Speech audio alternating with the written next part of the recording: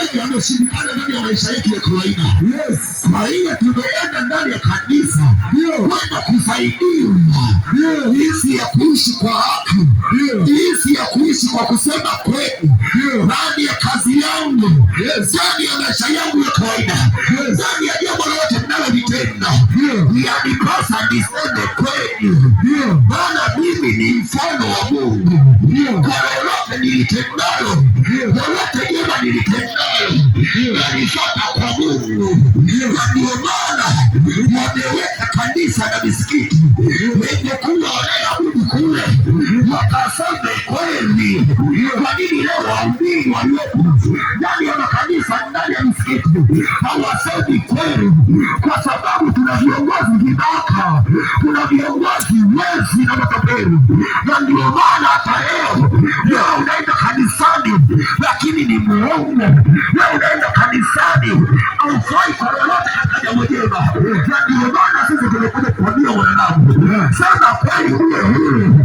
Hata Mtume Paulo anasema kwamba yoyote asomaye kweli, hata akiwepo ndani ya mahakama, anaenda kutoa ushahidi wa kweli, yeye mtu anakuwa kweli kweli, anakuwa huru kwa sababu ana makamatano. Na ndio maana nikwambie wanadamu, tumehubiriwa kweli Injili na kubarikiwa kupata fedha na mali na kubarikiwa kupata watoto, lakini hizo sio Injili.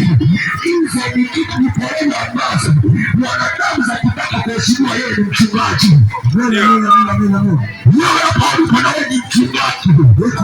Mchungaji sio hao ambao wanaenda kusomea uchungaji.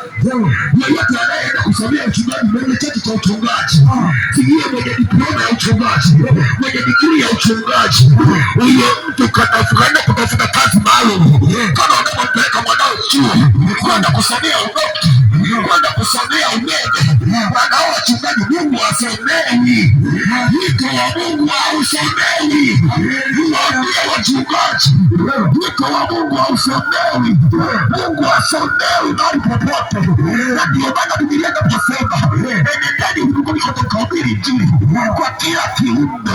Haijalishi mwenye cheo gani, haijalishi mtu gani, haijalishi ni askofu wala nani, wote ni lazima wakafanye sawasawa hatua ya kusema kweli. Mwanadamu yeyote ambaye atakayejua kwamba lazima mimi nife, ni lazima mahali popote, hakuna cheo wala mchungaji, ni lazima wote waseme kweli. Yeyote ambaye yupo ndani ya kanisa lake akemei mauaji yanayoendelea Tanzania, akemei utekaji unaoendelea Tanzania, yeye maisha yake ya uchungaji ni kutakasa na mafungu ya 10. Huyo sio mchungaji, ameenda kusomea ili waamini wake. Na ndio maana nasemaga makanisa ya leo yamekuwa maduka, misikiti ya leo imekuwa maduka.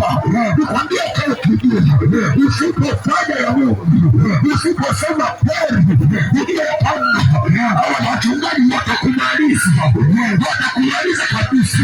Watoe yote uliokuwa nayo, kama hujasema kweli, ni lazima mahali popote ulipo, hata mchungaji akikuongopea akisema kwamba toa ubarikiwa, nawe unasema ni kweli, kwa sababu aliyotoa amebarikiwa. Nikwambia kile kijua, hakuna yeyote ambaye mwenye fedha anatoa alafu ndio abarikiwa. Nikwambia kile kijua, yeyote anayetoka watu wa chochote anapunguza kile alichobarikiwa na Mungu. Yeyote anayetoa chochote anapunguza kile alichobarikiwa na Mungu. Hiyo maana ya toa amebarikiwa. Maana yake mchungaji anamaanisha toa unipe nikale na wanangu, toa unipe nikajenge nyumba, toa unipe nikanunulie bajaji, toa unipe nikanunulie kiwanja. Nikwambia kae kijua, wewe atakupiga pesa, atakubakishia maombi na atakubakishia maombi. Wewe akitaka pesa, akitaka kununua kiwanja, ni lazima kumchangie pesa. Ukae kijua, kama usemi kweli huwezi kutambua hilo, utapigwa na wachungaji mpaka utakufa. Kweli.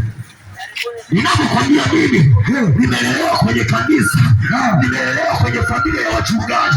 Ndani ya kanisa la wachungaji, ndani ya familia yetu kuna wachungaji 5.